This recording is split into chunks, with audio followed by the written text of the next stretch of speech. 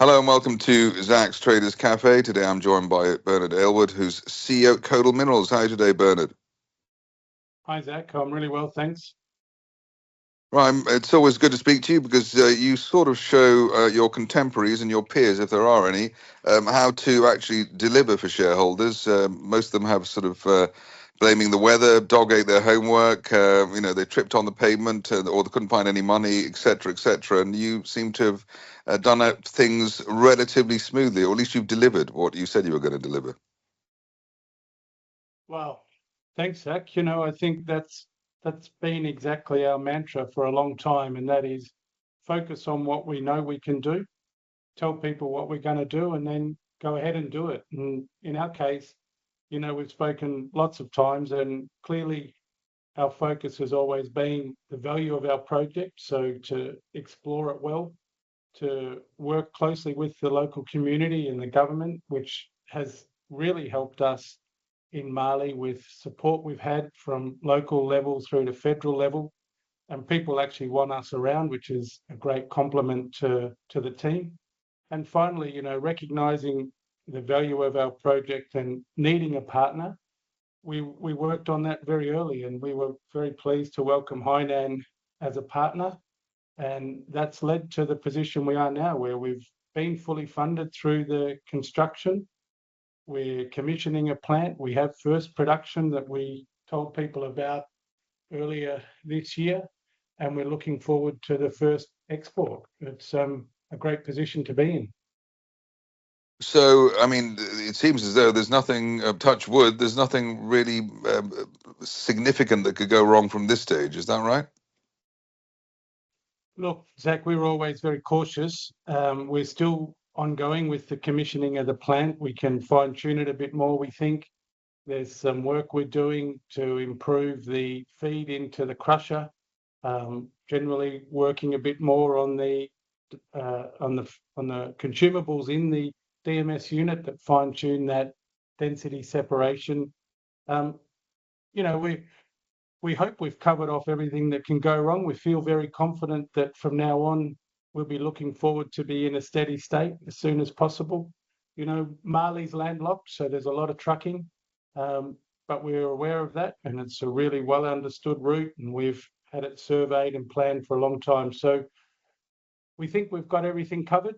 We're prepared for eventualities, but we're really looking forward to moving into that steady state production that we've been talking about.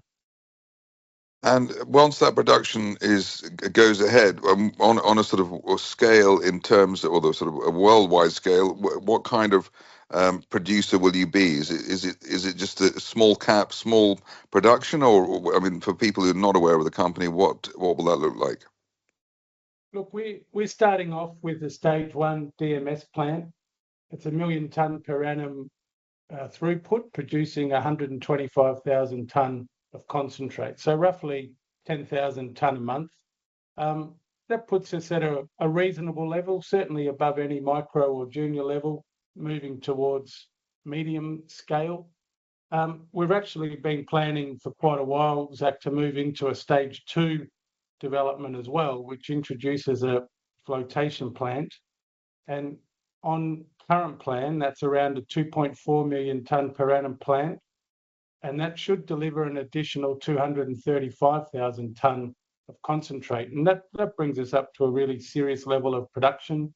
And fortunately for us, with our partner Hainan and their interest in the lithium hydroxide plant that they constructed in China, we have a buyer for that product as well. So we're really in a strong position to produce as much as we can, knowing that we've got a buyer for the product.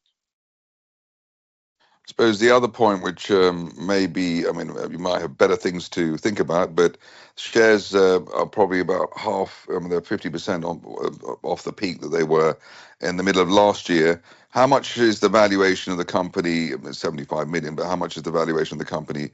How important is that to you, or are you just getting on with the job? Obviously, I'm a shareholder, and we have lots of friends in our shareholder, a lot of long-term shareholders who have supported us for years. We're obviously working hard to justify the shareholding and the value that we see.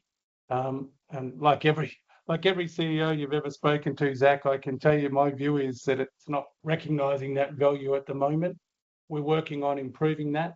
One of those key things will actually be trucks driving out of our plant with product to the port. That's a key driver for us. The main thing that I think underpins the valuation of a company is what you said. We're getting on with the job. That's always been our mantra. We know what we need to do, and we really work on delivering that.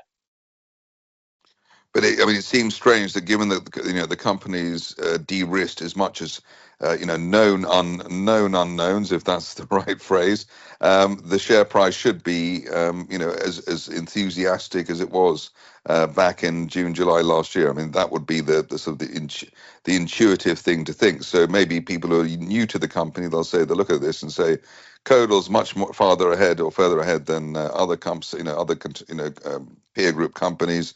At 0.37p, this looks interesting.